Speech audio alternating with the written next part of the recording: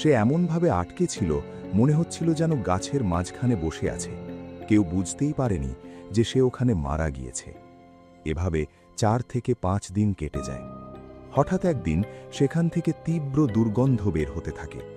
আশেপাশের মানুষ খুঁজতে থাকে কিসের গন্ধ। এদিকে রফিক তখন নিখোঁজ।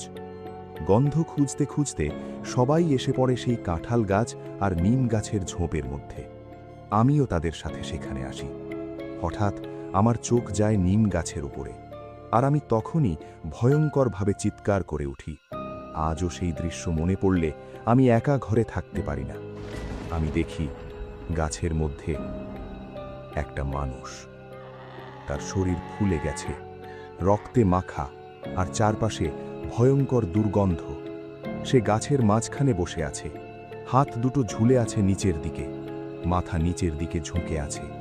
তার জিভ